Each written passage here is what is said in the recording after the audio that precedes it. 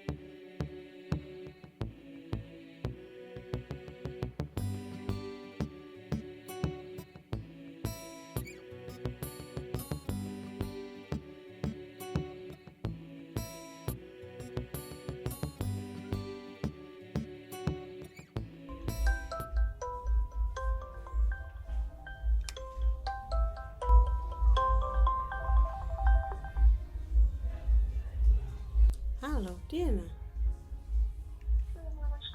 Marhaba, hujambo mama? Jambo. Mbona unaongea kama vile hamna amani? Nini shida mama? Mama. Toka asubuhi nampigia simu yangu anaikata baba. Kwa nini? Mama, toka asubuhi nampigia simu yangu anakata. Thomas anakata simu? Ndio mama, toka asubuhi apokee simu yangu ananikatia tu bila sababu. Haina shida mamangu, utaongea naye. Hilo niachie mimi, sawa mama? Naomba ongea naye mama, nakutegemea. Taongea naye usiwaze. Uwe na amani, nakupenda Nakupenda pia mama. Haina shida mwanangu, kipenzi. Haya mama, baadaye nitakuja. Haya, karibu. Haya, poa.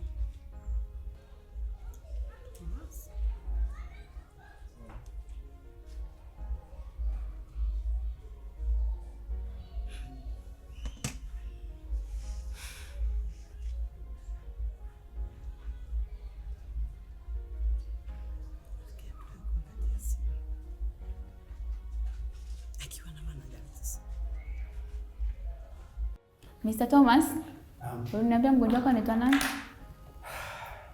Kiukweli dokta, mgonjwa mimi simfahamu kabisa. Nimemsababishia ajali kwa bahati mbaya. Kwa hiyo nikaenda nimkimbiza hapa hospitali kwa ajili ya huduma. Basi nikupe hongera. Ni binadamu wachache sana kuwa na moyo kama wa kwako. Samahani dokta. Mgonjwa mwenyewe anaendeleaje? Mgonjwa wako anaendelea vizuri. Toka tulivyompokea na uchunguzi tuliofanyia ni mshtuko tu ule ndo alipata, ila hana jeraha lolote. Na kadri muda unapozidi kwenda, ndio tunaweza tukamruhusu. Nashukuru sana dokta. Ila samahani, naruhusiwa kwenda kumuona sasa hivi? Ndio, unaweza ruhusiwa kwenda kumuona.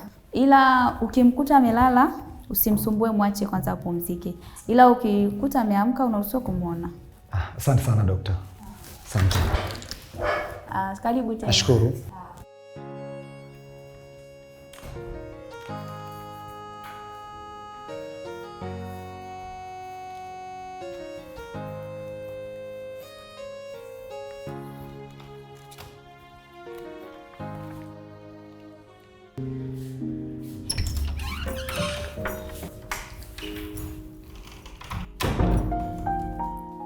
Dada, habari yako?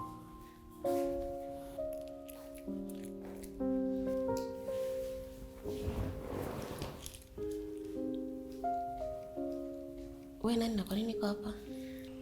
Mimi naitwa Thomas. Kwa bahati mbaya nilikusababishia ajali ya gari. Nikawa nimekuleta hapa, lakini nafikiri unaendelea vizuri. Dada, samahani. Nyumbani ni wapi? Ili tunapotoka hapa nikupeleke nyumbani kabisa, maana nimeambiwa unaendelea vizuri.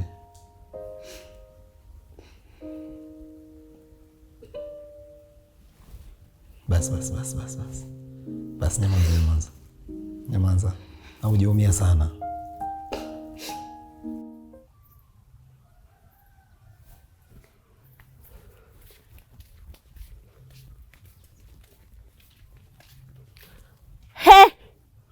Nani kakuruhusu kula humu ndani? Haupaswi kula chakula humu ndani. Wewe, hapa ni kazi tu. Na kama unataka kula, wafuate wazazi wako huko makaburini. Osha hivyo vyombo umalize. Na ukimaliza kuosha hivyo vyombo, kuna kazi nimekuandalia ndipo upate kula. Pumbavu wewe.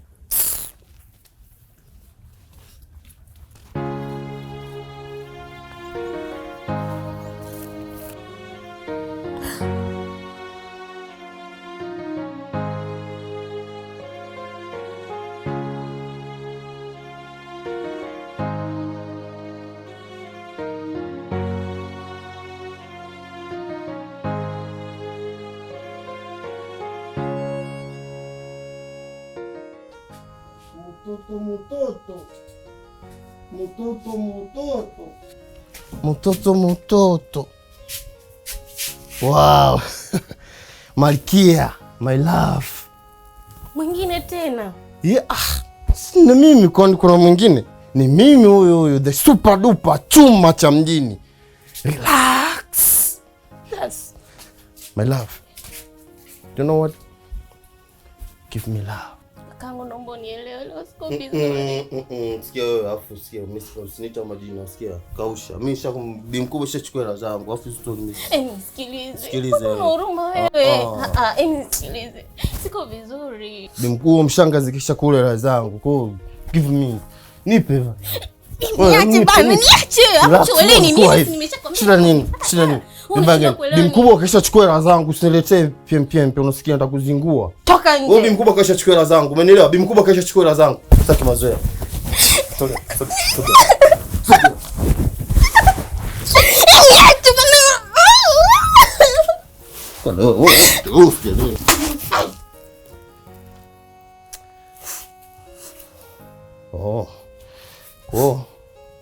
Sasa huu mchezo umegeuka umekuwa uwanja wa vita, si ndio? Kibiti hapa sio? Sasa sikia. Kwa nini? Mchongo nini? Nini? Fucking. Wewe bi mkubwa wako enda kunipa hela zangu. Soon. Usiniambie udwanzi kama huo. Fucking. Mimi nangu nachukua unanipiga kofi mimi. Wewe unanizabua kibao mimi. Kwa ripi for what? Bwege nikana nayo utaliwa na nyenyere. Unanipa hela zangu.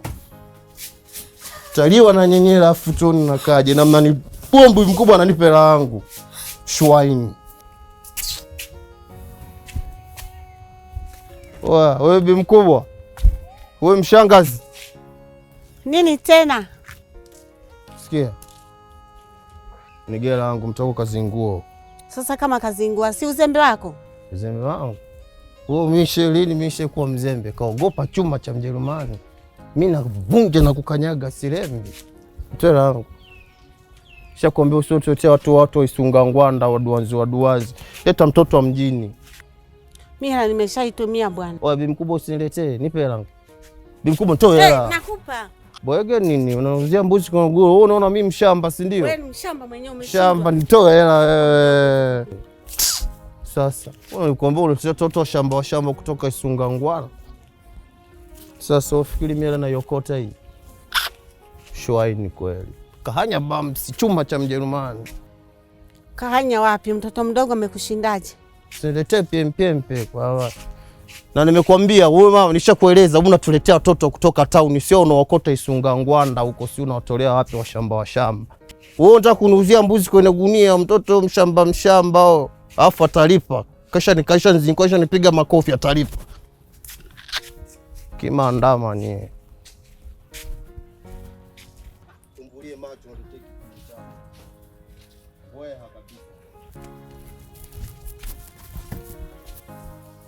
Unataka kunichezea ehe?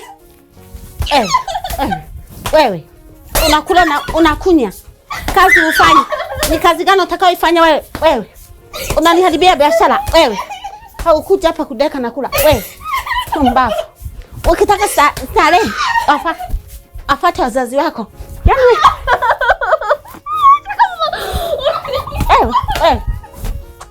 Na ukome. Mbavu. Nikuone. Na iwe mwisho.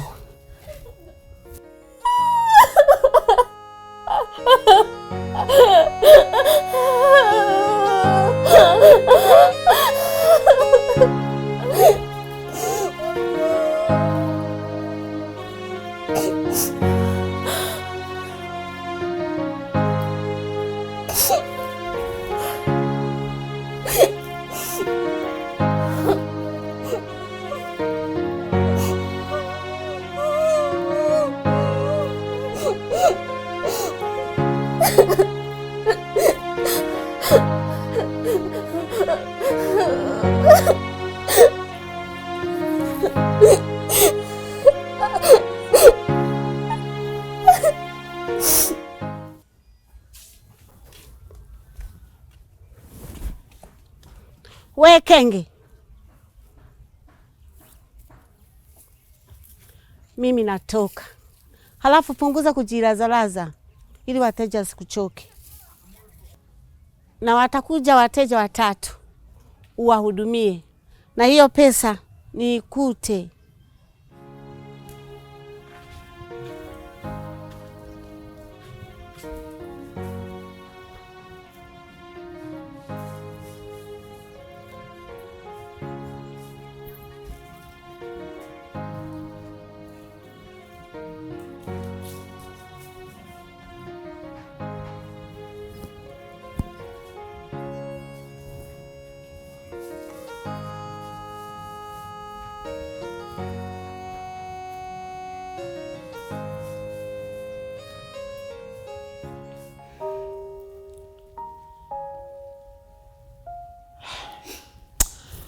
Okay.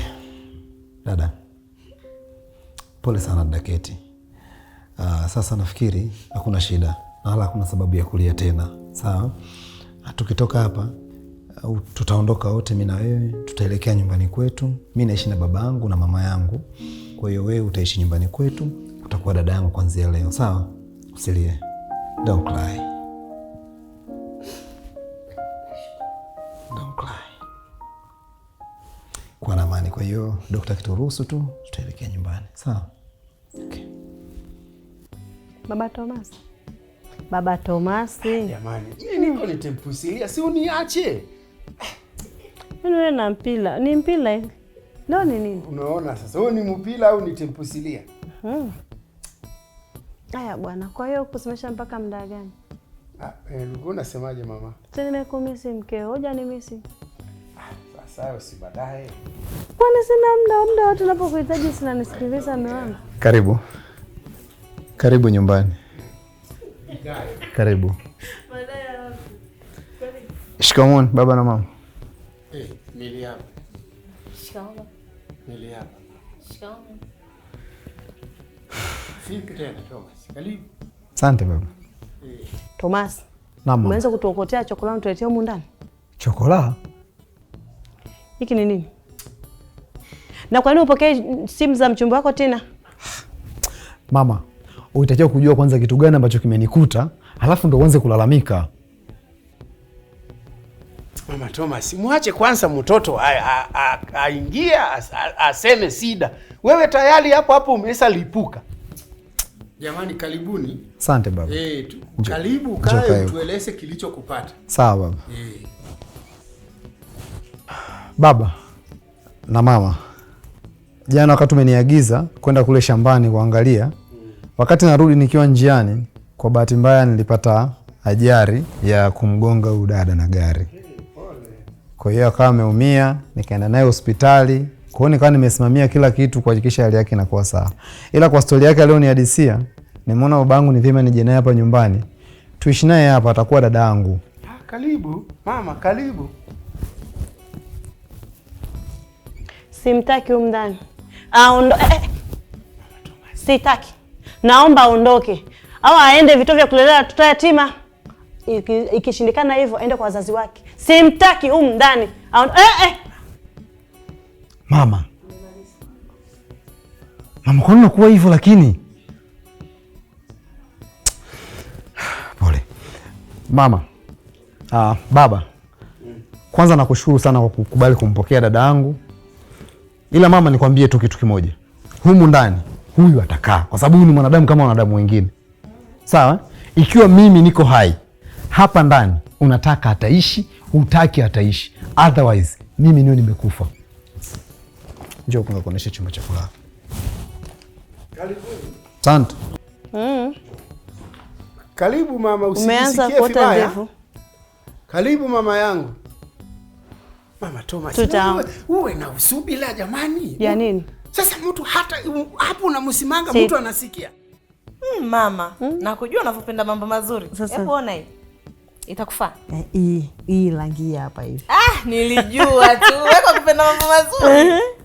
Unaogopa gharama mwanangu. Bora chamba. Open vizuri.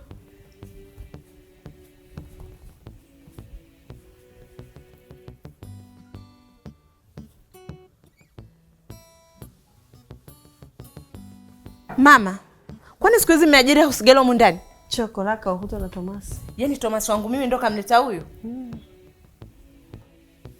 Hivi mama, unajua vizuri mabinti wa vijijini? Mabinti wa vijijini mama ni wezi mama.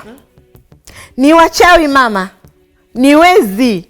Sijui unanielewa?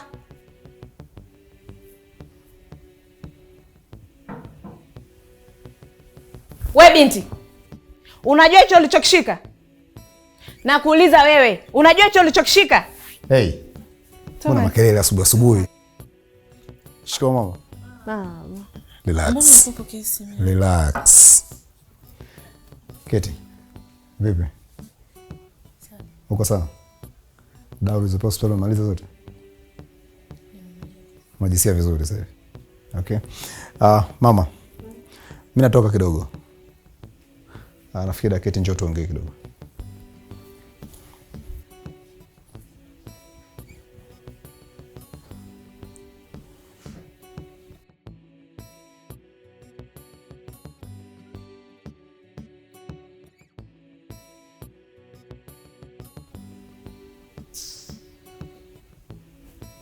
Mama, si unaona?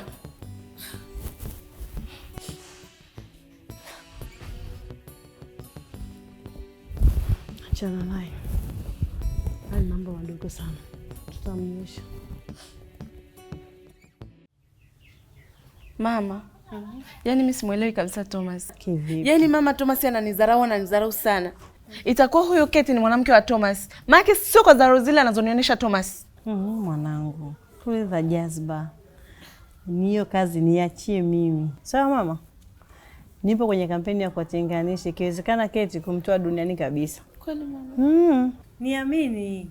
Mama, fanya haraka. Mimi sitaki Thomas vile anavyoendelea kunidharau. Au umeingia kwenye love mwanangu. Ila. Haya basi, fanya mpango uje kuosha na hii nywele. Si ndio?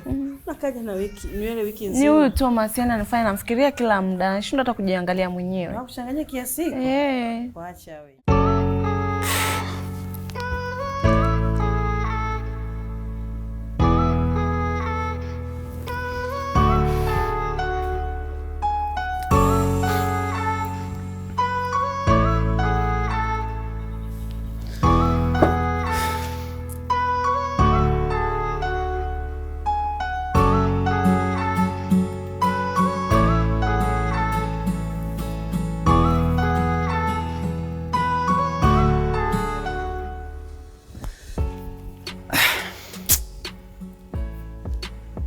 Keti ni mwanamke mzuri sana.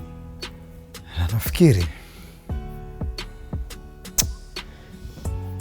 nifanye kila kitu kuhakikisha nakuwa sehemu ya maisha yangu. Yes, nitamuoa Keti.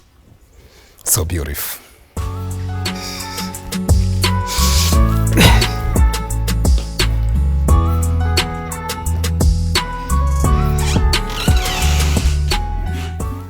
Waza mwenye haki zaongozwa naye na Bwana hufurahia njia zake wakati wote.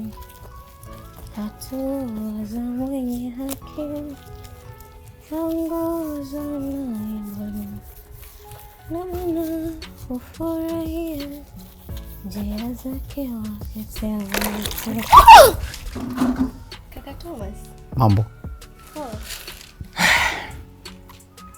Mpendeza? Mashallah. Wacha. Mama yuko wapi? Mbona sijamuona muda? Mama, mimi sijamuona. Baba naye pia katoka. Kwa tuko mimi na wewe tu. Mtube. Sasa nikusaidie kwanza tuoshe vyombo, alafu kuna kitu kizuri nataka nikwambie. Saidia kufanya nini? Kuosha vyombo. Wewe amna bana. Bwana. Tamaliza tu yote. Wewe usiwaze, mimi naosha vyombo. Mama kwa kikuta unaosha vyombo. Achana na mama, sinaosha mimi Thomas, sio mama. Wewe cha msingi wewe osha, mimi ni Suzi. Sawa? Aya, weka hapa. Asuzia huko kwenye indo.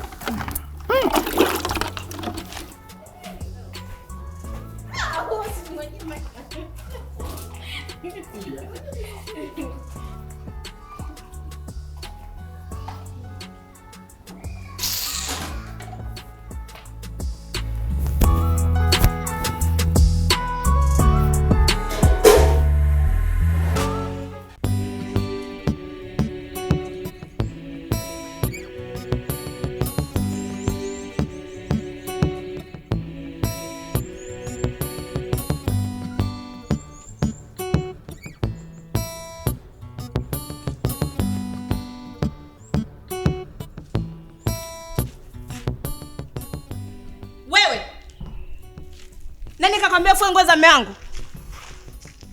Naongea na wewe. Nani kakwambia fue nguo za mume wangu? Kaka Thomas aliniomba ni. Kakako nani?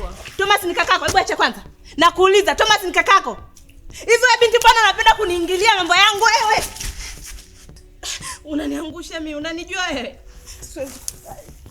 Nakuuliza unanijua ukoje? Hebu niachie bana, niachie. Kwani ufue nguo za mume wangu? Kama mume wako singemfulia mapema. Wewe Tina. Tina. Tina. Hebu acheni hivi, mumeona huu mji ni wa kuchezea chezea eti? Hebu pita huku. Nakwambia toka.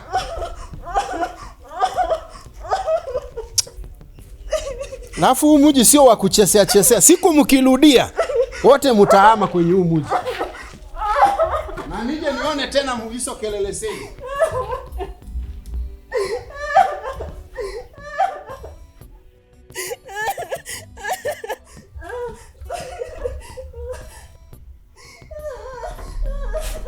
Tina.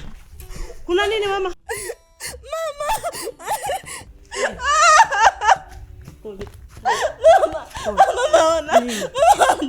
Mama alikuwa ananinyonga mama. Nani huyo? Mama huyo mama. Wewe.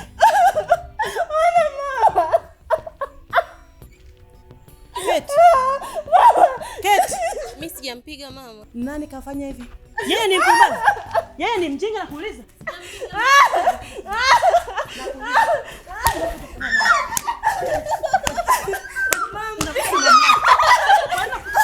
Mamlaka ndani mwangu. Nakuuliza.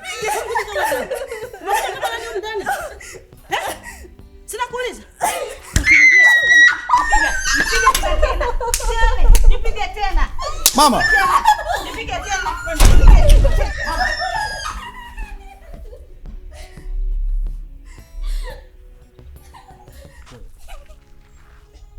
Mama, kwa nini mnampiga huyu?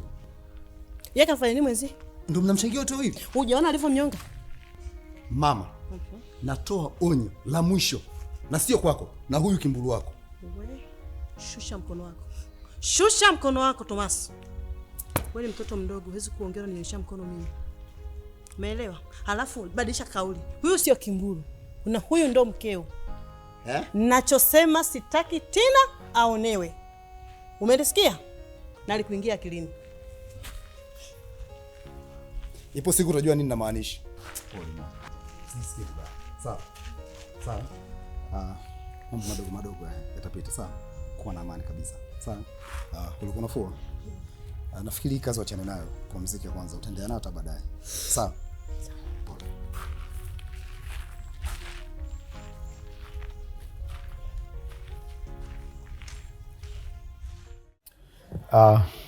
Keti. Nimeamua leo kubadilishia mazingira. Sio kila siku tunakaa nyumbani. At least leo tunakuja sehemu tofauti. I hope umeenjoy. Ndio, umefurahi? Okay. Lakini pia leo nina jambo moja zuri sana nataka nikwambie. Jambo? Yeah. Sawa. Okay. Unajua Keti, ni muda sasa uko pale nyumbani. Tumeishi vizuri. Na nimeviona vitu vingi sana ndani yako ambavyo sijaviona muda mrefu sana. Hivyo nimeuacha moyo wangu uwe huru kutafakari na kufikiria sana juu yako. Moja kati ya vitu ambavyo nimekuwa nikiviona kwako kila siku. Cha kwanza, nimegundua ni mwanamke bora sana kwenye ulimwengu. Yaani namaanisha wewe ni dhahabu ambayo bado haijasafishwa. Unamaanisha nini? Ni miongoni mwa wanawake wachache sana ambao wamebaki kwenye hii dunia ambao wanaweza akawa ni mama bora wa familia na mke mwema kwa mume wake. Hivyo nimegundua wewe ni mama bora sana kwa watoto wako, lakini pia ni mke mwema kwa mume wake. Kwa hiyo sitamani kabisa kuipoteza hii nafasi. Nafasi? Yes. Unamaanisha nini? Keti, nakupenda.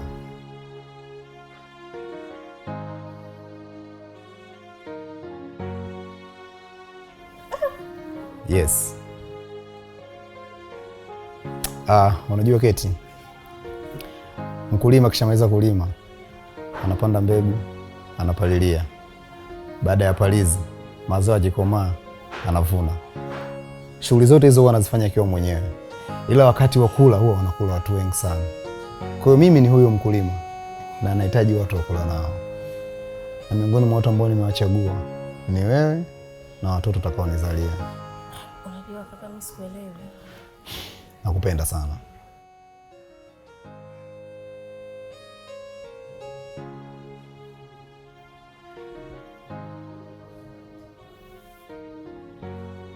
Lakini wewe unaelewa mazingira unayoishi pale kwenu? Come on. Afu isitoshe pia una mchumba wako wewe. Keti, moyoni mwangu kuna nafasi moja tu ya upendo. Kuna chumba kimoja tu ambacho chumba hicho nimekiandaa kwa ajili yako na hakuna mtu mwingine ashaingia huko. Nakupenda sana na wala sina maneno mengine mazuri ya kukueleza. Thomas. Hapana. Come on.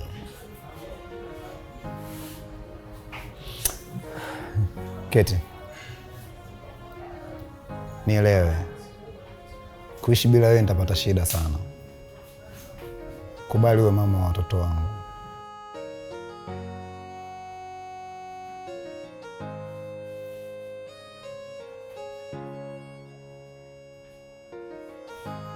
Karibu.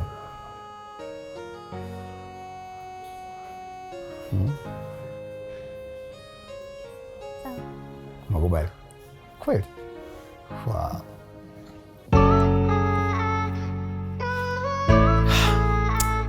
Nimefurahi sana. Na kitu pekee ambacho nakuahidi ni upendo wa dhati tu. Nitakupenda sana. Nafurahi kusikia hivyo. Kweli? Basi sawa. Ninashukuru. Lakini naomba iwe siri. Siri?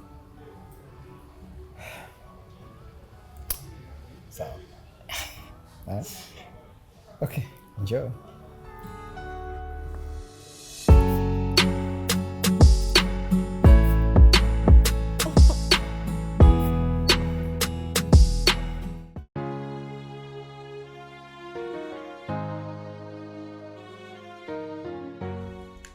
Baba na mama, na jambo nataka niwashirikishe kama wazazi wangu. Unajua mimi nimekuwa sasa hivi. Nimekuwa mtu mzima. Kwa hiyo nimeamua na mimi niwe na mwenzangu. Wow. Nataka kuoa baba. Hongera sana mwanangu. Asante mama. Ni kiasi gani umeona Tina alivyo mvumilivu. Hivyo nitafanya bonge la pati. Mama. Mwanamke ambaye nataka kumuoa mimi sio Tina kama unavyofikiria. Ila mwanamke niliyemchagua kuwa mama wa watoto wangu. Kuwa huru mwanangu, kuwa huru. Ndio baba. Moyo wako unapotaka ndio hapo hapo. Sasa swali, je, huyo unayetaka kumuoa ni nani? Baba, mwanamke niliyemchagua mimi awe mama wa watoto wangu, tufe tuzikane, sio mwingine baba, ni Keti. Hongera sana mwanangu, hongera. Asante sana. Kama mimi sio mtoto wa mwanamke, huyu kinyago wako ataolewa. Ila kama mimi ni mtoto wa mwanamke, haolewa na olewa tena. Mama Tomasi. Mama Thomas, hivi wewe unamchagulia mtoto mwanamke wa kumuoa? Wewe unamchagulia kama nani? Mwanangu, namba. Mimi ninabariki 100%. Asante sana baba. Sawa? Asante sana baba. Hongereni sana na hongera na wewe kwa maamuzi uliochukua. Asante baba. Sawa? Asante. Enjoy your food. Thank you.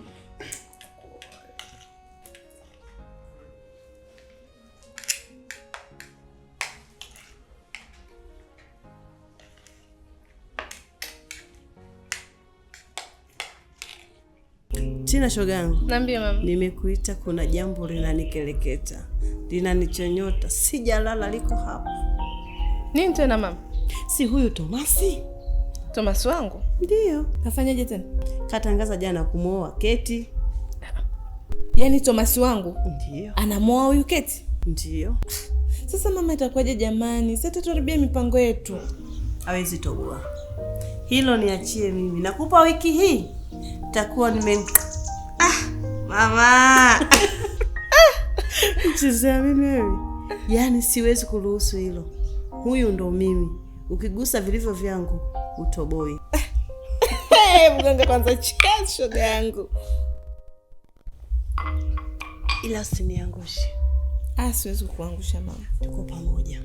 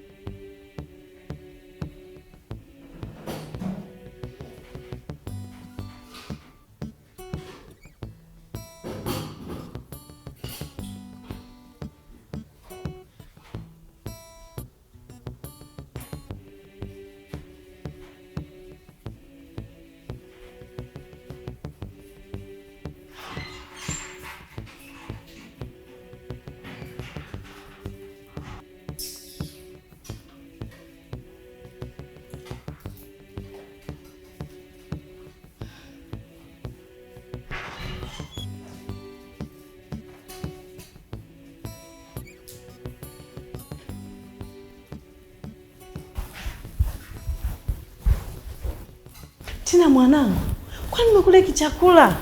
Kilikuwa cha Keti. Ona sasa mwanangu nakufa bila hatia. Tina. Mama, nisikiaje mwanangu? Nini? Subiri. Mama, subiri kwanza. Mbona tumbo limeanza? Nini? Pole. Mama, umekula chakula kisumu. Tina. Tina.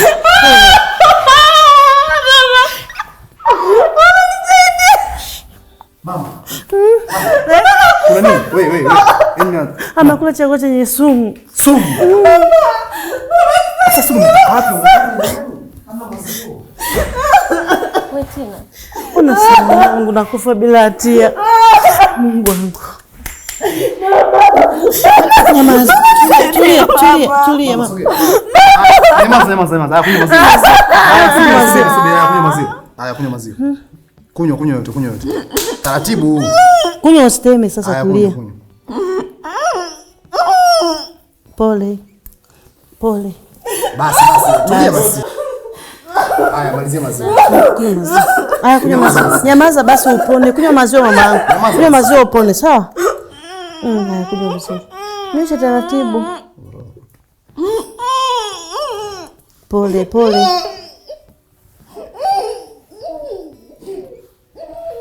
Hapa tayari atakuwa amepona.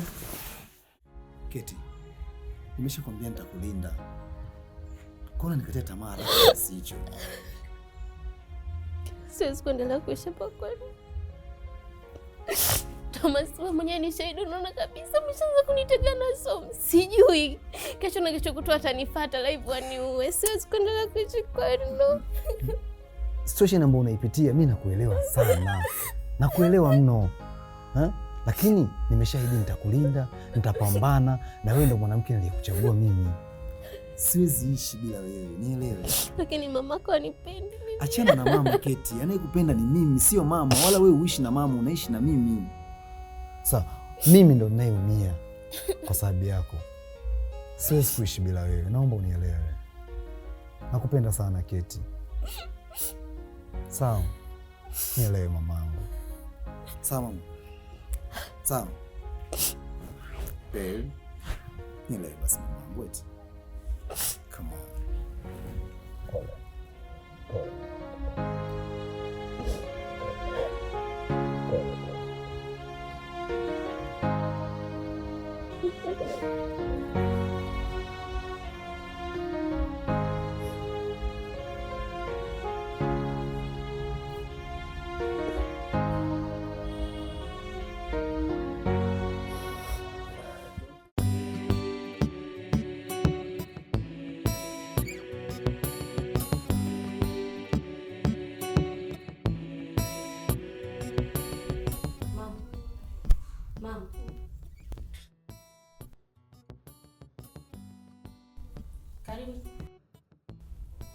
We, kwa kuniangalia mimi naweza kama mako?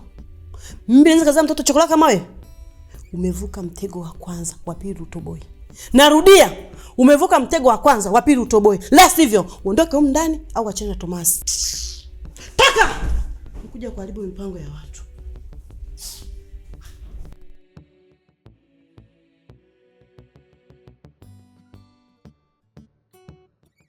Kaza huyo.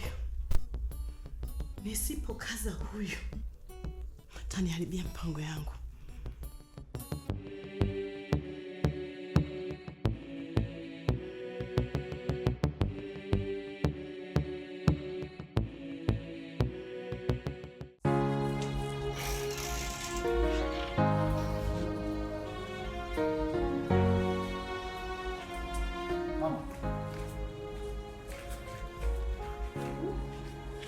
Mama. Kuna kitu gani kinaendelea humu ndani? Shida kusudi. Kuna kitu gani kinaendelea humu ndani nakuuliza? Kipi? Hivi mama, haya mambo unayofanya humu ndani yanamaanisha nini? Mtu nimesha kutambulisha, huyu ndo mkamwana wako, ni mwanamke ambaye mimi ninampenda. Unayofanya mama, haya yanasababishwa na nini? Unapofikiria chokola huyo anaweza kama mkamwana wangu mimi? Umesemaje mama? Huyo chokola wako anaweza kama mkamwana wa hii nyumba? Point your correction now. Sitabadilisha point. Hata siku na hii. Nisikilize kwa makini, nalipoingia akilini. Huyo chokola wako huyo, ninayekwambia nitafanya juu chini asiolewe humu ndani. Na Tina ataolewa. Maana inavyoonekana ataharibu mipango yangu. Mipango.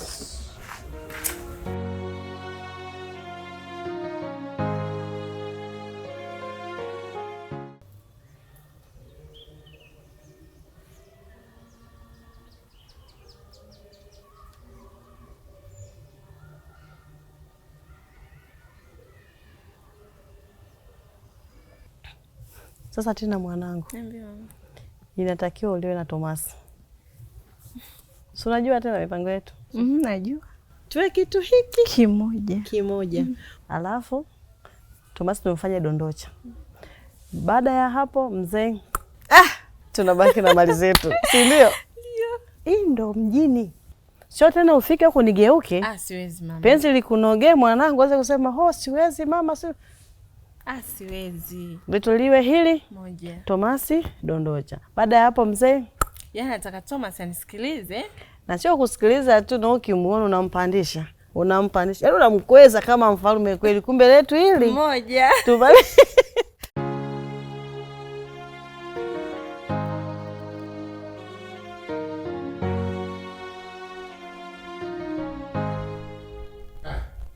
Mama Uma.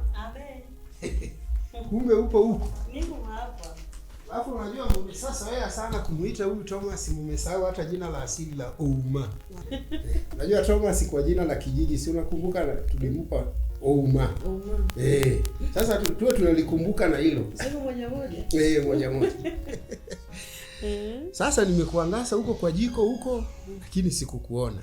Hizo chembe za kunipenda sana. Au nje imeanza kuuma. Hamuna. Kwa nini unatafuta jikoni? Nilitaka tutupange bajeti ya leo. Tujue namna gani leo tutakula, na leo nilikuwa na hamu na ugali kidogo kama muhogo. Sawa? Kimambala, dagaa na pilipili. Chakula cha asili. Shikamoo baba. Mili haba mama, bali ya kwako. Vipi tena, mbona kikapu? Tuko tumetoka kidogo na Thomas na tukakuletea sokoni kuongea mahitaji. Kwa mahitaji ya leo mumemaliza? Ndio. Umekumbuka pilipili? Nimekumbuka.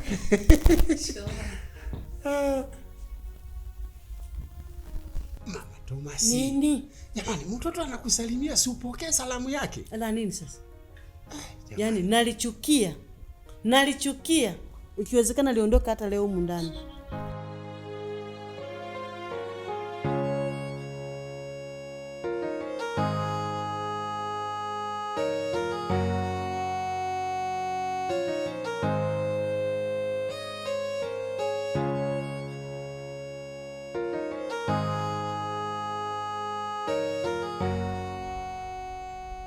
Sasa Thomas, Baba. Najua nimekuita hapa. Ndio. Nilitaka nijue mustakabali ya ndoa ya huyu mtoto ya watu. Sawa. Umefikia wapi? Sio sawa. Baba, nafikiri kila kitu kiko sawa. Nilichobakiza sasa hivi ni kumalizia taratibu za mwisho. Swala ndio lipite baba. Swala sio hilo. Swala ni kwamba inatakiwa ujue huyu mtoto chimbuko lao la kwao ni la yuko wapi. Umeelewa? Sasa tujue kabisa kwamba ametokea hapa, ameenda hapa, ndio kwao. Umeelewa? Ili tujue sasa hata kama posa na nini tunapeleka wapi. Sasa baba, changamoto yule binti ni kama nilivyokueleza tokea mwanzo. Yule binti hana wazazi. Na huyu binti alikuwa anaishi na shangazi yake huko kijijini, sio kijiji gani huko. Kwa hiyo baada ya kuona hali ya nyumbani imekuwa ngumu, ndipo akatoroka na kuja mjini. Ndio hiyo siku anapata ajali, mimi namgonga na gari. Kwa hiyo hana ndugu yoyote. Sasa fanya kitu kimoja. Ndio baba. Sawa? Ndio. Wewe nenda mpaka pale kwa sangasi yake anapokaa. Sawa? Ndio. Tafuta jirani. Ndio. Umeelewa? Ulisa huyu jirani hapa. Kwamba je, jirani huyu mtu mnamjua? Na je, alikuwa na mtu anaitwa fulani? Ndio. Umeelewa? Ukishapeleleza hiyo, ikiwezekana nenda hata mpaka kwa mtendaji. Ndio. Unaona wakata au wa mtaa au mwenyekiti. Ndio. Umeelewa? Sasa hapo ndio tunajirisisa. Umeelewa? Sawa. Lakini hivi tu eti mtoto hujulikani ametokea wapi? Hiyo mbaya. Sasa baba, nafikiri hakuna shida. Nianze kwanza kwa kuzungumza naye yeye mwenyewe.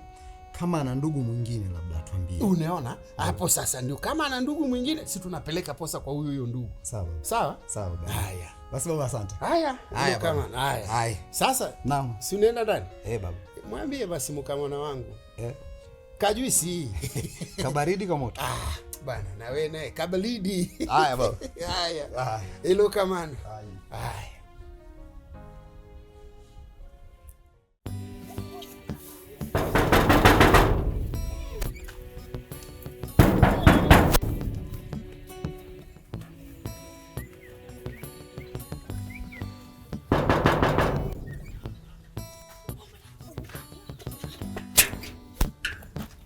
Karibuni. Asante, mambo?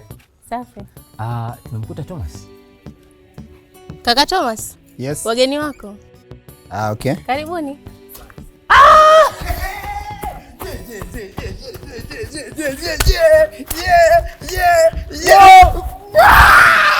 My brother! From another mother.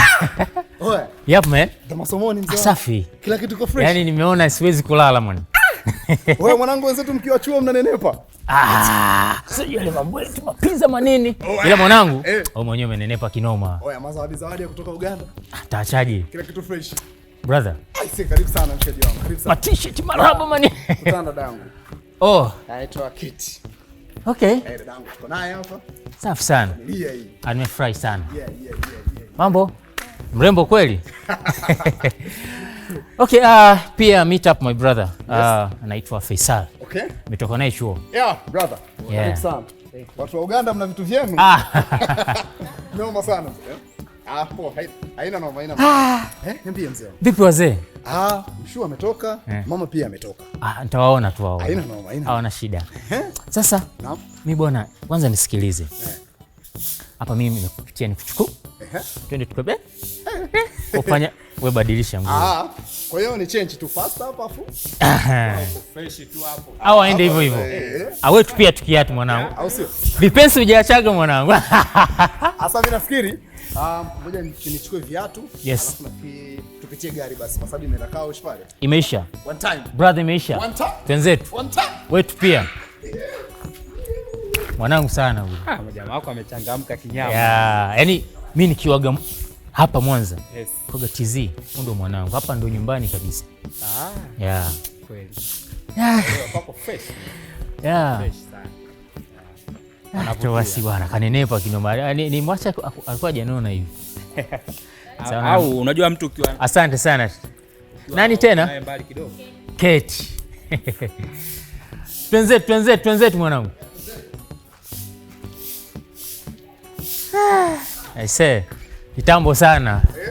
Na nyumbani panapendeza tu. Natoka mara moja eti. Haya poa. Brother. Siku nyingi sana mzee wangu. Kitambo sana. Gari umesema umeacha? Iko couch hapo kuna achelele nayo pale couch pale. Kwa mwanangu fresh. Nyumbani pamependeza. Unajua nimeshamalizia pale ni. Sure anapambania kombe. Alafu unajua hivi vyote vyako hivi. Mjengo wote wako huu. Wewe mwanangu wewe. Sawa bwana, sema hii hewa hapa kali kinoma yani. Hapa poa. Kila kitu kiko vizuri lakini. Umeitika wito brother. Sema mwanangu. Unajua mshikaji wangu miaka inaenda alafu tunakuwa yani. Ila kama hivi nimeshasoma, nimemaliza, nafanya kazi, napata pesa. Nafikiri kuna kila sababu ya kufanya jambo ambalo kidogo yani litakuwa linadhihirisha pia ukubwa wangu. Yeah, sure. Sasa kwa mantiki hiyo bro, mimi nataka kuoa. Thomas. Oya mani. Jambo kubwa sana. Bless. Unajua hili jambo sio dogo. Na ni jambo ambalo nilikuwa nikilisubiria. Unianzishie tu kwa sababu mwenyewe nilikuwa naelekea huko. Na nataka kufanya harusi kubwa. Naelewa. Na natamani wewe na Faisali muwepo. Sisi tuko tayari. Lakini naam. Unajua issue sio kuoa. Nataka nimjue huyu aliyebahatika huyo. Huyu aliyepata hiyo bahati. Kitu kimoja nataka nikufanyie surprise. Tena? Na surprise yenyewe ni kwenye hilo swali niuliza jibu lake sasa. Nani? Maana hii piece najua itakuwa kali hiyo, sio poa. I say bro, huwezi amini. Mwanamke ambaye nataka kufunga naye pingu za maisha mimi ni Kate, mshikaji wangu. Kate? Yeah. Kate yupi? Mwanza yetu hii ama abroad? Sio Mwanza yetu. Kate naye mwa mimi ni yule binti ambaye yuko pale nyumbani. Kabisa bro. Thomas. Kate dada yetu natoka kijijini? Sasa maswala ya dada sasa hivi achana naye. Yule ni shemeji yenu. Oya Fei, yule ni shemeji yenu. Wanangu. This is a very big surprise my brother. Unajua nini Thomas? Binafsi kuhusu Keti. Ongela yes. Mimi nilijua. Kwa si mtu vitu vizuri. Bane. Yule ni mtoto bwana. Kweli? Yule ni mtoto. Kwa hiyo nimechagua. Brother, kwanza sio bora mwanamke. Ni mwanamke bora. Na Keti nishamuona. Ametulia. Very disciplined. Sasa unataka nini tena? Mimi nadhani binafsi Thomas, mimi siwezi nikakupinga juu ya hilo. Bonge moja la sherehe linafanyika. Mimi hapo sina wasiwasi. Japo mambo ni mengi yanatokea hapa nini akaeka ni nyingi lakini bonge moja la sherehe linafanyika. It's your time my brother. It's time your brother. I'll see you. It's your time. Blessed. Sasa sisi tunasubiri sasa. Sisi tutakuwepo.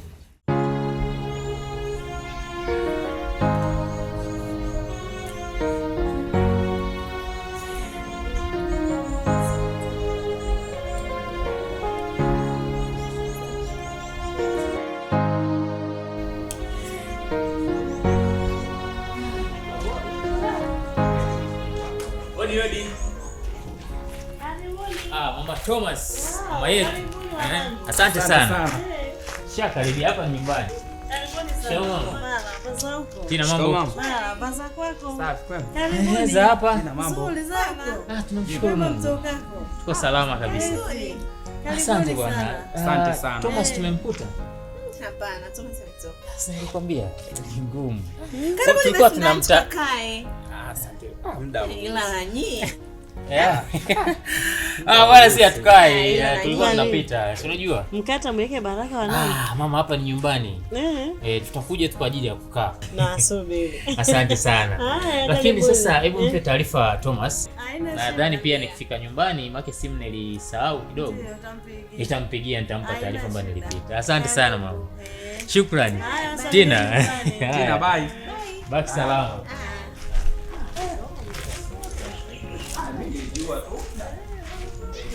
Oh yeah. Yeah. Come on. Cheers.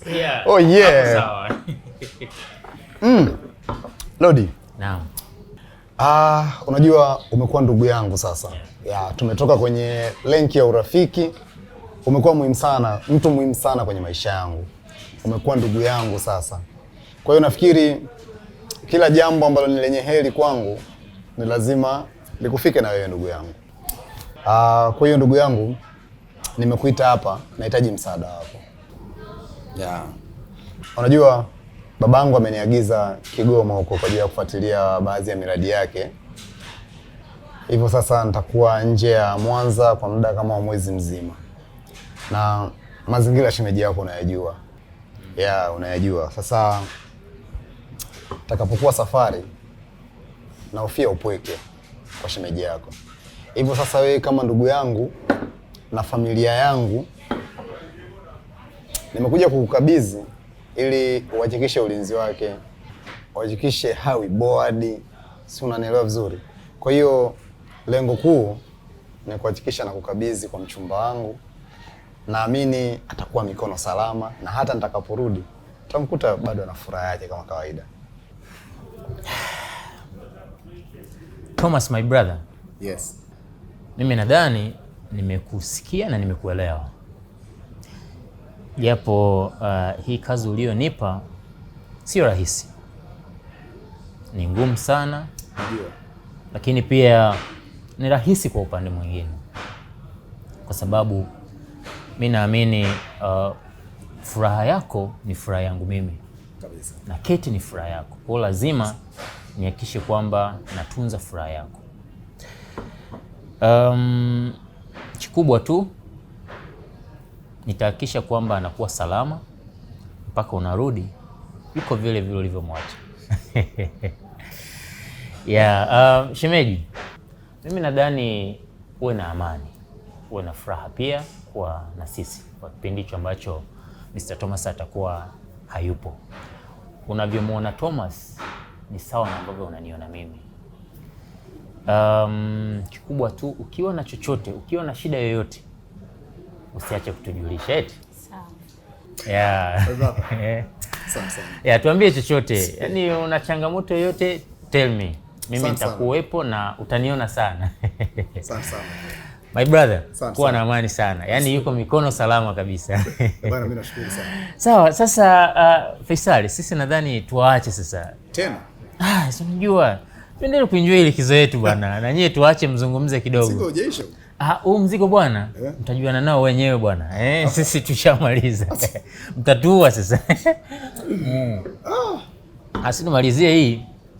Tuondoke. Lodi. Yaani mwanangu wewe. Haina noma. Well done. Asante sana bro. Nitakumisi sana. Brother. Wewe. Siache kuwa unanicheki WhatsApp. Don't worry bro. Yeah. Muhimu. Una shida? Poa bro. Shemeji, basi bado tupo wote. Hamna shida. Asante. Vipi? Nimefurahi kuona marafiki zako. Na marafiki zako wachangamfu sana. Kweli. Na mimi pia nimefurahi kwa sababu umeona marafiki zangu na ni wachangamfu. Ila nitakumisi. Kweli. Nitakumisi pia, lakini nafikiri nitajitahidi. Ninakupigia simu mara kwa mara.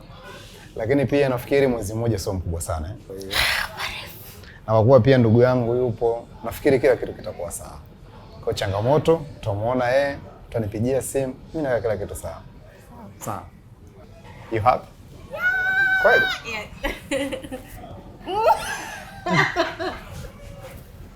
Rodrick, Keti, karibuni wanangu tuenjoy.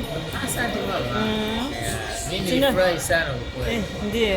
Nilikuwa kuna siku nataka niende. Ndio. Hilo ulivyonipigia tu simu. Nikasema siwezi kosa. Tamam, nilifurahi. Nawapenda wanangu. Si ndio Keti? Nisema mambo mimi nayapenda, si unajua? Kaka nyumbani. Mnakaa nyumbani. Siku ya Simba Day jamani. Tutoke hata siku moja tuna enjoy, tunarudi. Maisha ni mafupi sana. Ni maisha mafupi wanangu. Ukiangalia tunakutana mara moja. Ni kweli? Thomas kaikosa hii. Haitarudi. Chukue video.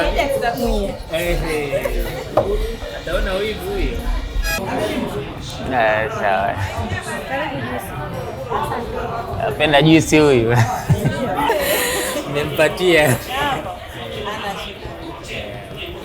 Mama nikwambie. Yaani huyu bila Thomas hawezi kuja. Huyu mama huaga ananioneaga sana. Mimi bwana nimekuja sana pale. Sema tunapishana. Tunapishana huyu. Mnapishana siku nyingine wewe anakuja wewe upo. Mama. Kweli? Unamtetea. Hapana siwezi. Nawapenda wanangu wote. Siku nitakuja nyumbani wiki nzima. Utani na napenda utani.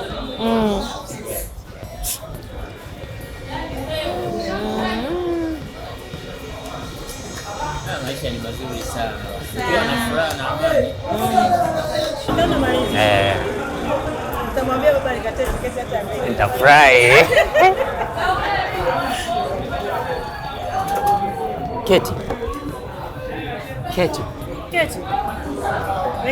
Keti, mama.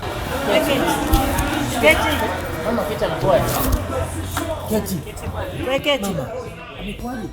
Sasa kajuaje? Keti. Hebu keti amka bwana. Kaweje huyu naye? Amalizieni basi vinywaji tuondoke. Malizieni vinywaji tuondoke.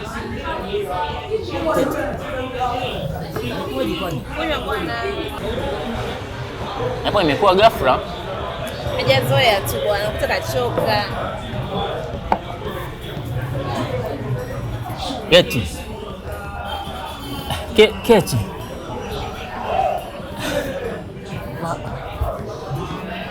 Nini tena?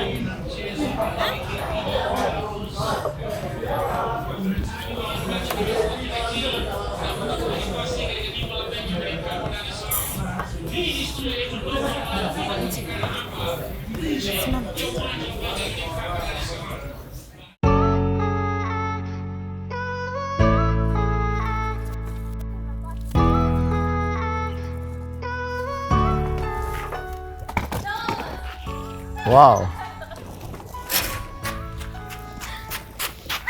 Come on. Mambo. Karibu. Upo? Safi. Mpendeza. Nzuri. Karibu. Kigoma bwana wanawasalimia sana. Mbona pako kimya sana? Mama yuko? Hapo ndani. Wow. Nakumbuka kweli yani. Vipi zito au ulibebe tu? Beba bwana na wewe.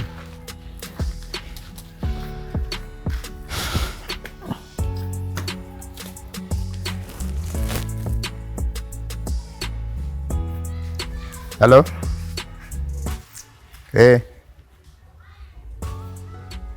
Salama. Picha.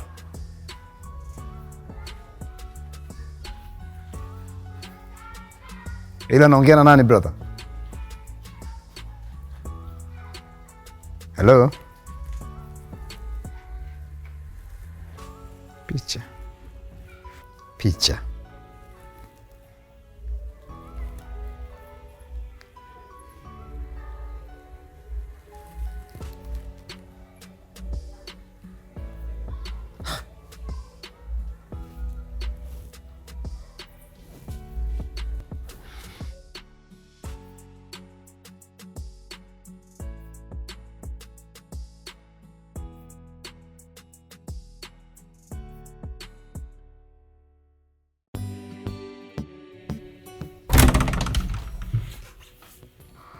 Thomas, my friend.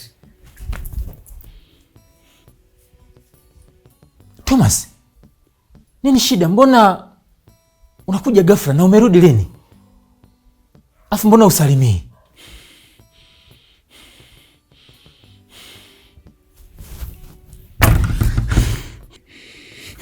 Rodrick, hiki ndio unachokuagiza kufanya? Thomas, nakuuliza hiki ndio unachokuagiza kufanya? Thomas, my friend, sielewi. Shut up. Oh fuck, what the fuck are you doing, Thomas? Shida nini? Don't touch me. Come on. Sielewi chochote. Yaani Thomas, please. Hebu naomba tuheshimiane.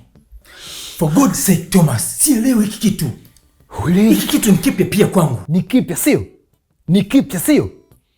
Yaani umetoka na mwanamke wangu nyumbani, umeenda naye mpaka guest, alafu niambia uelewi kitu. Are you serious? God. Thomas, ukweli sielewi chochote. Hiki kitu ni kipya kwangu. Uelewi chochote? Na kama ni Keti nimemlinda vizuri. Uelewi chochote, si ndio? My friend, Thomas my brother, sielewi. Naomba simu. Si umesema uelewi chochote? Thomas, sielewi. Okay. Rodrick, wewe ni rafiki yangu sana, ambaye nakuamini sana, na nilifanya kila kitu kwa ajili yako. Asante kwa kila kitu, ila kuanzia sasa hivi sintokanyaga tena hapa kwenu, and you usikanyage tena nyumbani kwetu. No. Na Thomas, come on, please. kuanzia leo urafiki wetu mimi na wewe basi. No, it's impossible. Thomas, don't touch me, please.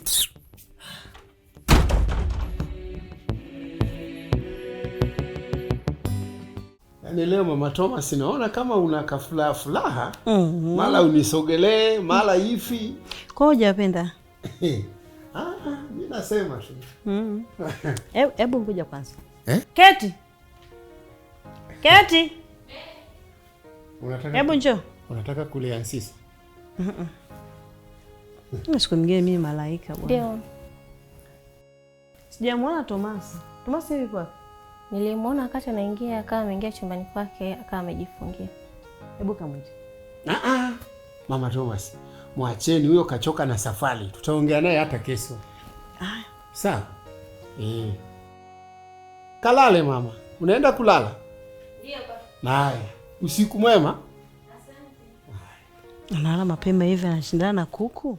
Sina habari, sina muda nao, ila bado wananifatafata. Natafuta vya kwangu, sijala vya kwao, wanapanga njama kunikatakata. Kipenzi naye anatoka na mwingine, anafanya dharani, yani saa zingine na waza njinyonge, nipote pengine, niepukane na ya maseke. Thomas, tafadhali, sijaja hapa kwa ugomvi. Nimekuja hapa kwa swala moja tu. Tuzungumzie hili swala ambalo litokea. Ukweli najua sikumbwa niteseke. Out! Sawa. Out! Kutoka nitatoka. I say out. Bro, Thomas. Ajaja kwa ubaya. Don't touch me. It's okay. Wewe na haya kuhusu. Haya kuhusu nimekwambia. Tulia, nini shida? Lodi, out. Brother Thomas. Ni marafiki zako. Kwa nini unafukuza hivyo? Msikilize. I say out. Tulia Thomas, niambie mfanyaje? Mnawe pisha. Tulia. Nimesema pisha. Tulia. Nimesema pisha. Tulia Thomas. You don't understand. Lodi.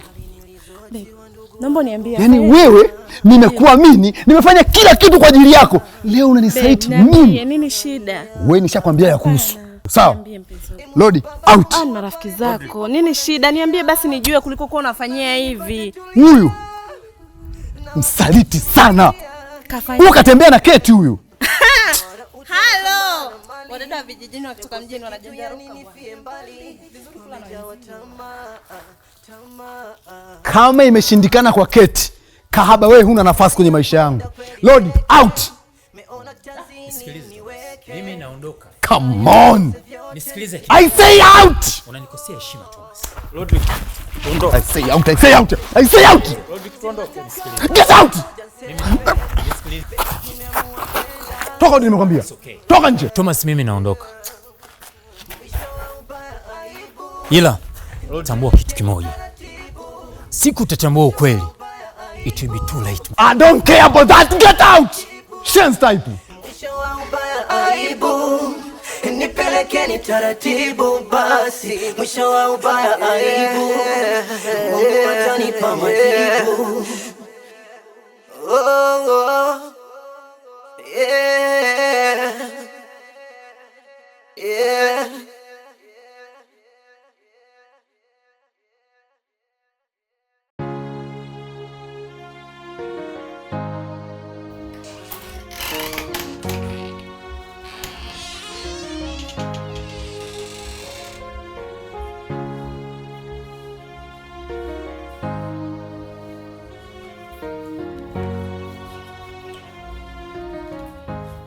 Thomas.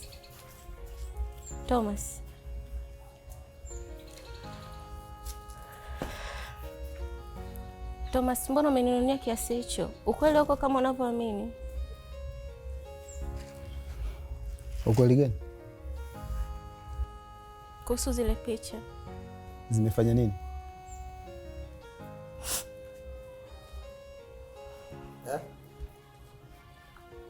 Kuhusu zile picha mimi sielewi. Si huelewi? Haya, toka. Thomas. Toka nimekwambia. Thomas. Yaani umezunguruka dunia nzima hii kwa kosa mwanaume ambaye unaweza kaenda kunisaliti naye. Mpaka unisaliti na rafiki yangu ambaye tumetoka mbali. Mimi sijatembea naye. Nisikilize. Naomba leo iwe mwisho wewe kunifuata mimi kuniambia chochote ambacho kinahusu wewe upuuzi. Umenielewa vizuri? Thomas. Jaribu kunielewa. Wewe ndio unielewi. Unadhani unielewi, si ndio? Unielewi, sio? Unielewi, sio? Kuanzia leo koma kunifatafata. Nenda huko kwa Rodrick akuoe au ukae hapa nyumbani, wewe utabaki kuwa dada yangu tu milele. Na ukiendelea kunifuatilia hii nyumba hii utaiona chungu. Sio kama unanielewa. Hapa utapaona kama shubiri. Shenzi kabisa. Thomas! Thomas!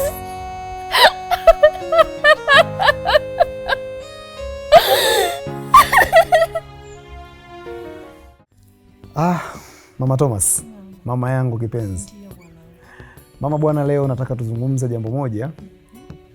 Tuweke sawa baadhi ya vitu. Unajua mtoto akikosea, mtoto akinyea mkono huwezi kukata. Unauosha, maisha mengine yanafanyaje? Sasa mama, mimi na kitu nataka nikushirikishe leo ambacho of course nafikiri kinaniumiza kwa muda mrefu. Mama. Mama nataka kumuoa Tina.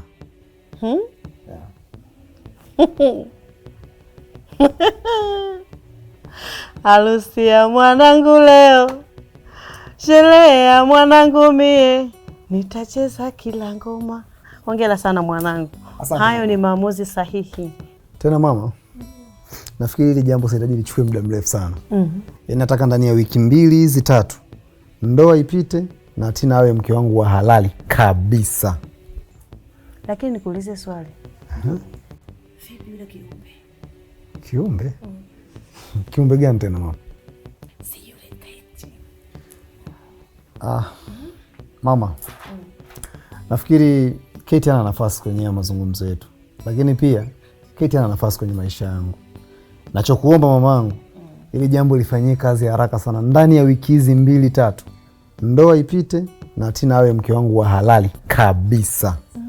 Lakini mama, pia jambo lingine ambalo nataka ulifanyie kazi kwa haraka, ikiwezekana Kate aondoke huko ndani, aende kule kwa yule Rodrick ambaye ndo alimchagua kwa mume wake, akaishi kule na waanzishe maisha yao. Mimi huko ndani sitaki tena kelele zinazomhusu Kate. Nataka nimuoe Tina na nitulie.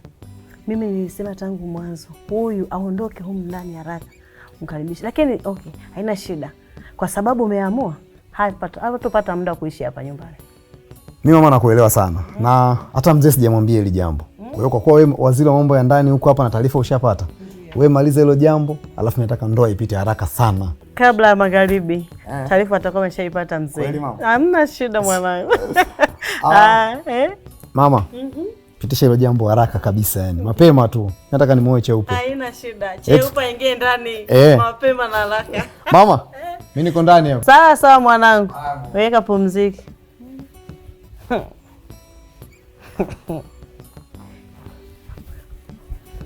Kaminya chungu wewe. Hatimaye kanunua bilinganya.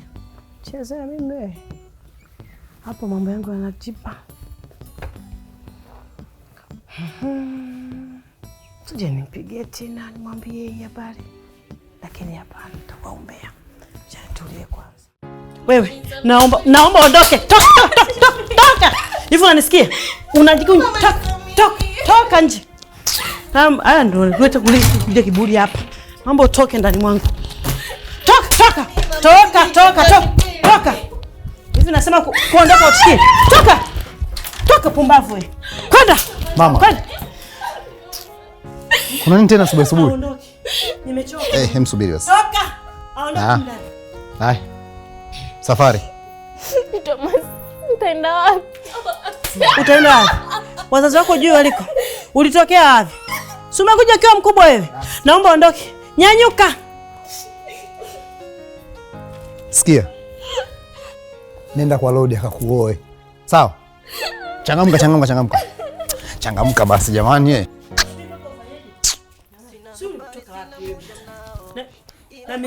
Nami nywele yake leo nitakuja kwangu sijala na usingizi utakuja nikalala. Nywele kama msabati.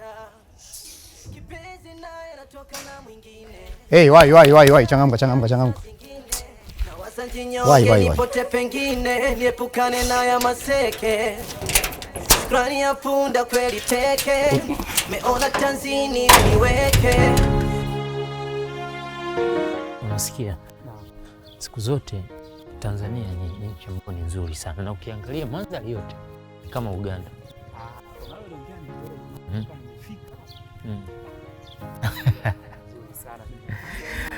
Yeah, yani the good thing kwamba Tanzania iko very peaceful.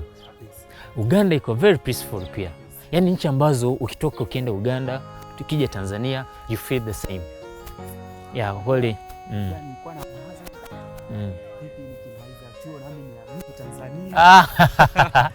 Wewe njoo mwanangu, njoo, pazuri sana. Yeah. Pazuri sana. Kwa hiyo yani ilikuwa kama ile unaweza ukaishi. Mimi nitakuja kuishi zangu Uganda. Wewe njoo uishi huku. Nini? Usiketi. Keti. Unafanya nini hapa sasa hivi? Jioni hii yote. Nini kimetokea? Mbona hauko nyumbani? Hongera, nikupongeze tu kwa ulichokifanya. Umefanikiwa. Unipongeze, na ni mpango gani huo unauzungumzia? Yaani hilo sio swali la kuniuliza mimi. Wewe ndo nikuulize sasa. Ilikuwaje mimi ikaonekana nimepiga picha na wewe tena tukiwa katika hali ile? Nilikwambia. I told you kwamba hili jambo litakuwa kubwa. Thomas nimeshachoka na maigizo yenu. Naomba muondoke. Nisikilize Keti. Vivyo hivi ambavyo unachanganyikiwa, mimi ni mara 2 yake kama sio mara 3 yake. Hili swala sio la kufumbia macho kabisa. Ni kuahidi. Ninachokuomba sasa hivi, usiku unaingia sasa hivi, hatuwezi tukakuacha hapa Keti. Twende nyumbani ukapumzike, ila sitarudi Uganda kabla sijapata udhibitisho wa hili jambo. Siendi popote na wewe. Kumbe ndio lengo lako. Wewe ulikuwa umefanya vyote hivyo ili mimi niende nikaishi na wewe, si ndio? Hapana. Hapana Keti. Nadhani umeona ambavyo tumeishi kwa kuheshimiana. Tangu Thomas alivyoniacha nikulinde. Nimekulinda vizuri. Nimekuheshimu na kila kitu ambacho ulikuwa unahitaji nimekifanya kwa heshima kabisa. Shem, listen Shem. Ili swala tutalifanyia utafiti. Yeah, sawa. Mimi nishapanga na Rodrick. Hatuwezi kurudi Uganda bila kuhakikisha tumelikamilisha hili swala. Kabisa. Trust. Naomba begi Shem. Kabisa ni wewe tuamini. Niache. Nyie nendeni. Kwani lazima nendeni. Hebu nisikilize nikukumbushe kitu kimoja. Labda unaweza ukanielewa ninachokimaanisha. Unakumbuka siku ile tulikuwa tumekaa mimi, wewe, mama na Tina? Nakumbuka vizuri. Ililetwa juice na mhudumu. Ukanywa ile juice. Baada ya kunywa ile juice ulipata usingizi. Ukataka kudondoka nikakudaka. Na mimi nikachukua ile glass kumalizia kinywaji changu. Ila hapo ndipo sikumbuki ni nini kilitokea pale na nilijikuta niko lodge. Sasa swali la kujiuliza, mama na Tina walienda wapi? La Faisal, hebu tukae chini, unipe muda. Utakaa nyumbani kwa amani kabisa na hakuna kibaya kitakacho kutokea. Nitafanya uchunguzi na ninakuhakikishia kila kitu kitakaa sawa na amani itarudi. Na mimi namheshimu sana Thomas, siwezi vunja urafiki naye kwa ajili ya mambo ya kipumbavu. Niamini, twende nyumbani. Tafadhali Keti. Tuamini shemeji, tutalishughulikia hili jambo. Mimi naomba hata usiwe na woga. Sawa shemeji.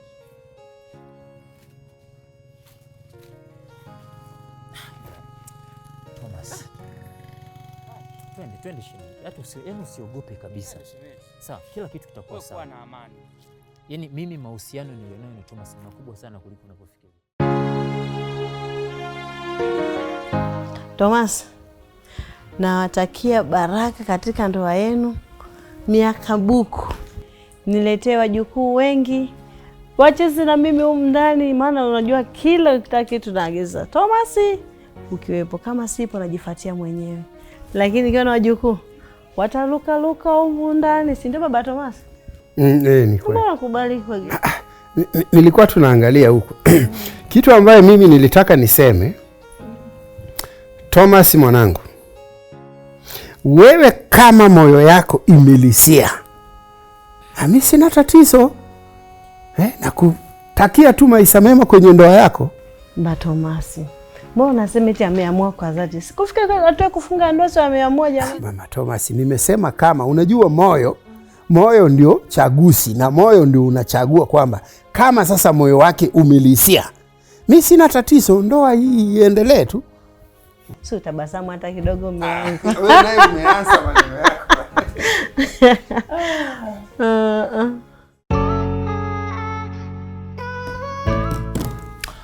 Faisal. Naam brother. Unajua ili swala langu na Keti inabidi tulipatie ufumbuzi haraka iwezekanavyo. Hali inazidi kuwa mbaya. Unajua ulivyokuwa unafikiria na mimi kwa nafikiria kitu hicho hicho. Kwani wewe na shemeji Keti mara mwisho kuonana ilikuwa wapi? Mara ya mwisho mimi na Keti ilikuwa ni siku ambayo nimetoka out na Keti pamoja na mama na Tina. Na tangu siku hiyo, baada ya kujikuta niko lodge, sijawahi kukutana na Keti wala mama wala Tina. Nimepata wazo. Yule mhudumu aliyowahudumia unamkumbuka? Yeah, namkumbuka. Basi, nafikiri yule atatusaidia katika hilo jambo. Eti Yeah. Yawezekana ana jambo. Imeisha bro. Poa basi.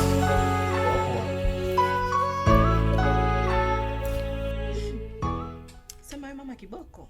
Kiboko sana. Hivi unajua kwamba sasa hivi Thomas? Kila muda Tina mama, Tina mama, Tina mama, Tina mama.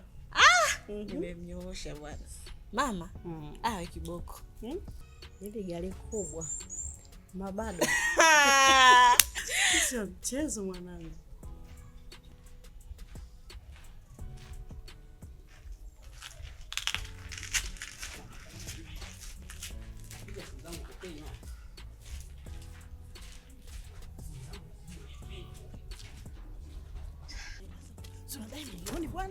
Mama, tatizo ni kesi mzangu, kazi niliyofanya ni kubwa mamangu. Sawa, shika hii nauli uende nyumbani. Nitakupigia Mama, simu. ile imefanya kazi kubwa. Nitakupigia simu, nenda. Pokea sana simu zangu. Sawa, nitakupigia simu. Thomas, sasa hivi kuna usembe gani unaoendelea? Mbona sikuelewi? Kasini hakuna kasi inayoendelea. Kila jambo limeharibika. Unafanya mambo gani? Wanafikiri maendeleo haya yote bila mimi kuwa na bidii wewe ungefanikiwa? Wewe sasa hivi una siku 2 haujaenda kasini. Tatizo ni nini? Asa baba, hivi kumbe lazima mtu aende kazini kila siku? Mtu ukishaweka mipango yako vizuri, watu wasinaendelea na kazi, wewe mimi nitaenda tusikukagua wafanya kazi wapo baba. Alafu kitu kingine ambacho utajua kujua baba, mimi nimeoa sasa hivi na miezi 2 tu hapo. Ndoa yangu bado changa. Kwa hiyo lazima kwanza nihudumie ndoa, niipetipeti. Hizo kazi zipo tu baba. Ni mwendo wa simu eti. Mbafu kabisa. Yaani wewe unashindwa kufanya kazi alafu unasema eti ndoa ni muhimu kuliko kazi. Hiyo ndoa huyo mwanamke anakula nini? Shensi type Morogoro wewe. Babu unanipiga mimi? Unasemaje? Nikuongeze lingine basi. Nipige kama unaweza ukampiga baba yako. Baba, inatosha. Hapo ulipofikia panatosha. Narudia tena, panatosha. Unanipiga mimi kibao, mtu mzima na ndevu zangu. Fikiria sasa hivi unanipiga kibao, mimi mke wangu anatokea pale ndani anashuhudia umenipiga mimi kibao, ananichukuliaje? Ulipofikia baba panatosha, narudia. Sawa? Kama umenichoka, kama umenichoka, nifukuze hapa kwako. Nitamchukua mke wangu, nitaondoka kwenda kujitegemea. Sio unyanyue tena huu mkono wako kunipiga mimi. Nenda. Kwani kuna sawa. shida gani? Sawa, nitaondoka. Unanitishia kuondoka? Nenda. Unipiga mikofi. Usirudie tena baba, nimekwambia.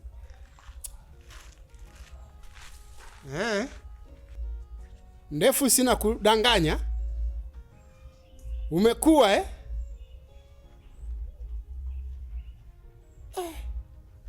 Jamani, huyu ni mtoto yangu ama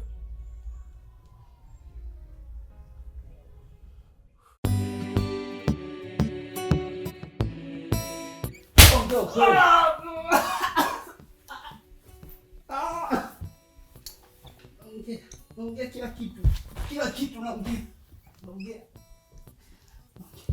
Kalishe.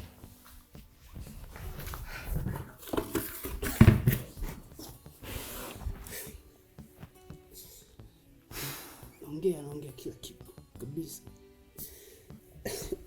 Nisikilize na uniangalie. Tunakusikiliza, sema ukweli.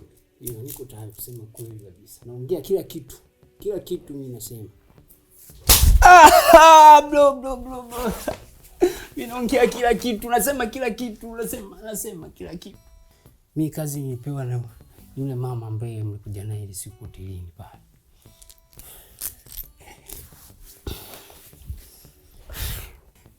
Nisameni bro, nisameni.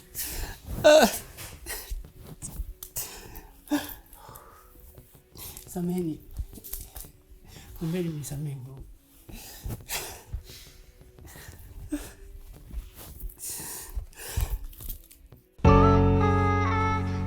Oh no. Babe. Naam. Bado hujatoka? Hapana, nipo.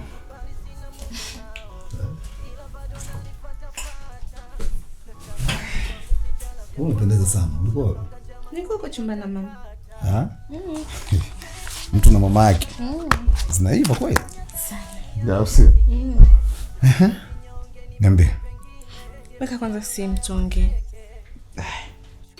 Sema kuna kazi nilikuwa naimalizia mzee hapa. Ila mna shida, nitaendelea baadaye. Niambie. Babe. Yes. Kuna kitu nataka nikwambie. Asa mke wangu, wewe ni kuniambia kitu mpaka uzunguke upitie huku utoke. Wewe niambie tu, hamna shida. Babe, nilikuwa naomba unifungulie akaunti. Na mimi niwe na akaunti benki. Yaani hata nikiwa na marafiki zangu na kadi yangu nini? Ni sawa, lakini mbona kama ni mapema sana? Babe, naomba unifungulie akaunti. Mimi sio mfanyakazi humu ndani. Na mimi nataka niwe na kitu cha kufanya. Anyway, basi nimekuelewa. Sawa. Kuna tatizo lingine? Mimi sijakuelewa. Lakini mimi nafikiri biashara ni nzuri sana kuliko akaunti. Unaonaje? Ndio. Sawa. But nafikiri tufungue biashara. Ila tufungua na akaunti pia. Kufungulia akaunti, kufungulia biashara, alafu kwenye akaunti nitakuwekea pesa ya kuanzia. Babe. Acha. Kweli? Usinitani. Sasa wewe ushasema wewe sio mfanyakazi. Na kule sio mfanyakazi, wewe ni mke wangu mimi, mke wa Thomas. Kwa hiyo unanifungulia biashara. Nafungulia biashara ili asubuhi ukitoka, mimi ninavyotoka na wewe unatoka kwenda kwenye biashara zako, baadaye unarudi, alafu pia na akaunti yako ya benki itakuwa pia na pesa mwisho.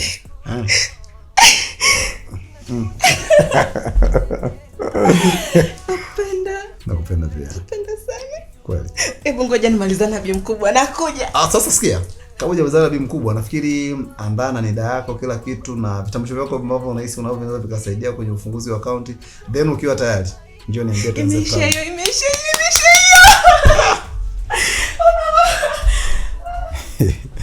Cheupe wangu. Sasa nitafanyaje?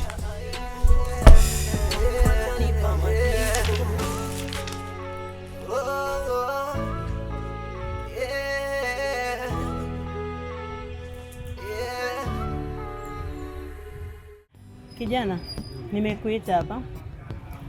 Kuna dili ambayo nataka nikupe. Si ndio? Namba yako ya simu si ndio ile? Namba yangu ni ile ile kabisa. Takutumia pesa humo. Kisha tutamaliza kazi, si ndio? Lakini hakikisha na kuwekea hela nusu. Baada ya kazi pesa nyingine namalizia. Sawa? Usizembee sasa. Nitakuja nao hawa watu pale ofisini kwako, si ndio? Sasa kinywaji cha yule binti hatumii bia wala hatumii nini. Atatumia juice. Yeye utamwekea yale madawa ya kulevya. Sawa? Uhakikishe kile kinywaji kinakuja nini? Kimekamilika, sawa? Sawa, ina shida. Niangushe. Hiyo imeisha kabisa. Si ndio baba? Imeisha kabisa. Sawa sawa. Kazini kuwasiliana. Sawa mama.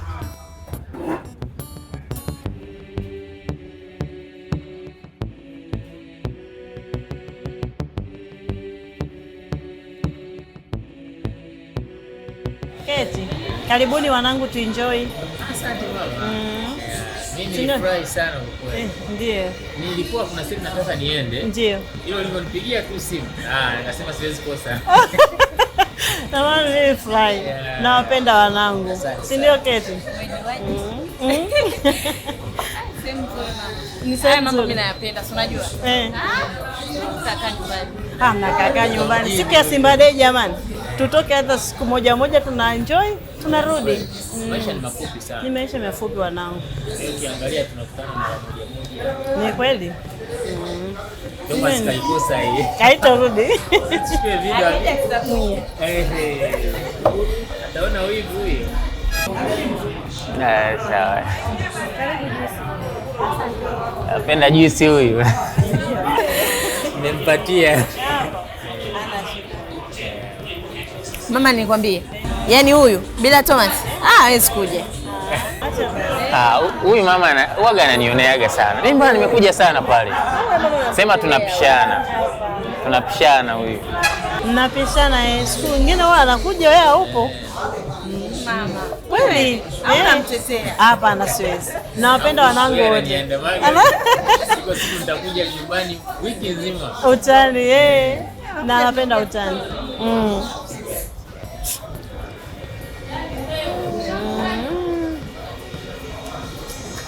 Maisha ni mazuri sana.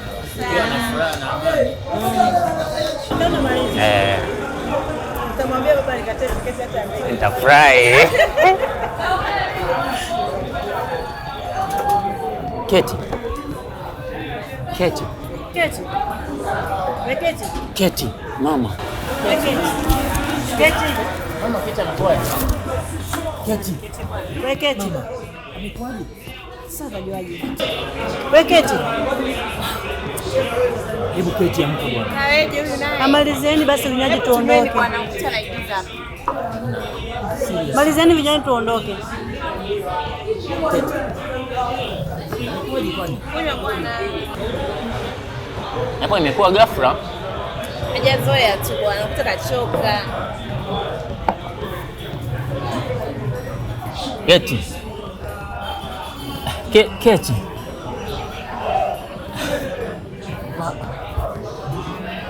Nini tena?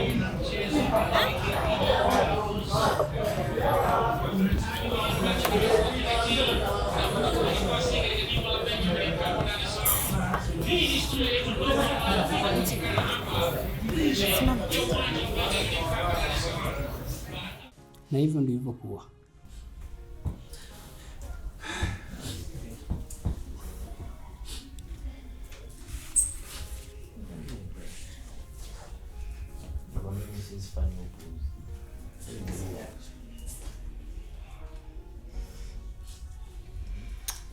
Jamani, hiki ni kitendo cha ukatili ambacho sijawahi kukiona. Ni kitendo ambacho hakiwezi kusitahimilika. Lord Lake. Naam baba. Nakushukuru sana mwanangu kwa kutafuta ukweli. Nashukuru sana pia baba. Asante sana Elokamani. Shukrani baba. Mama Lord Lake. Mama Uma. Jamani. Mama Thomas. Mama Thomas. Abe. Utalipa kwa hili. Sameme. Utalipa kwa hili na kuambia. Sameme. Rodrigo. Thomas. My brother. Yes. Same sana bro. Usijali. Same sana. Usijali Thomas. Nafikiri nimeishi gizani kwa muda mrefu sana. Ila nashukuru kwa kile ulichokifanya. Mimi nilikuahidi. Same sana ndugu yangu. Nilikuahidi nikakwambia nitaleta ukweli wote. Asante sana bro. Keti. Pole. Pole sana. Pole. Mtu wako amerudi sasa. Yeah, same sana. Wow. Chukua. Pesa? Yes, brother. One love. Yeah. Tuko pamoja kaka. Asante sana. Yeah. Kwa mbona. Asante sana. Asante sana bro. Asante sana bro. Nilikuahidi. Yeah. Hakikisha kila kitu kinajulikana. Shukrani sana. Kichwa kusaidia.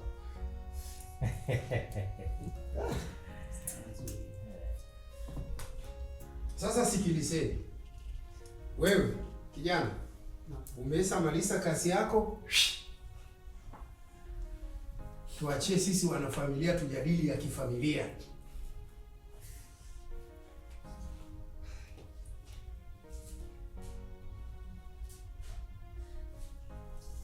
Sasa mimi kama baba wa familia na sisa kikao upya. Hili siwezi kulifumilia. Nimesema tunaasisa kikao upya. Nisamehe baba Thomas. Thomas. Naomba nisamehe mwanangu. Nisamehe kwa hiki, sitarudia kabisa. Rudi na hapa kwa jina la Mungu sirudi. Baba Thomas. Uko. Alafu mimi nikuulize, haya yote ulikuwa unafanya ili aweje? Baba Thomas, nimefanya hivi kwa ajili ya tamaa tu. Ndio maana nikafanya mpango Tina ole na Thomas. Hatimaye tumwalibu Thomas ili wewe ufe mimi nimiliki mali. Ulitaka kuniua? Thomas, unaona? Thomas, umesikia? Kuniua.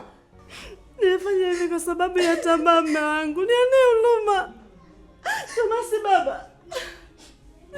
Noma mwanangu. Labda niombe msamaha kwa rafiki yako mwanangu.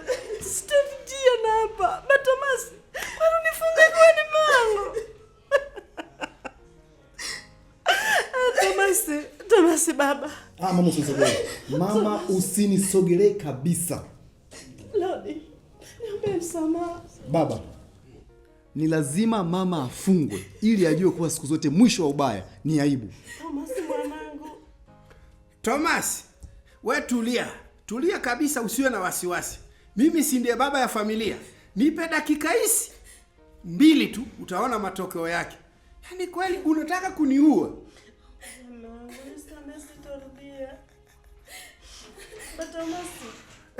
Niache.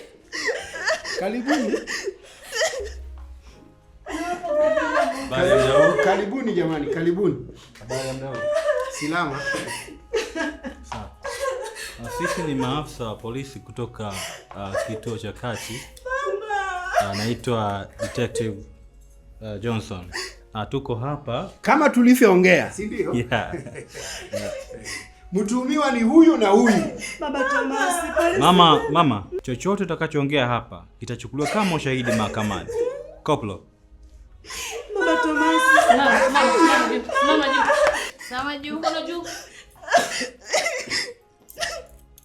Baba Tomasi.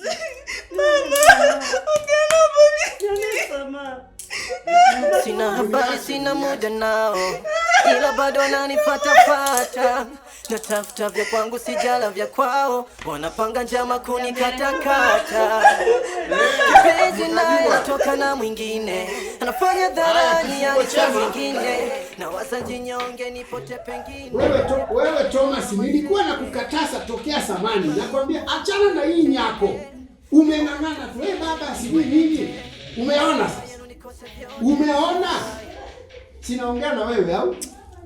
Najua sikumbwa nteseke, si mnataka amani, ngoja nsepe. Baby si umeamua kwenda, bye bye. Mwisho wa ubaya aibu, nipelekeni taratibu. Mwisho wa ubaya aibu, Mungu atanipa majibu.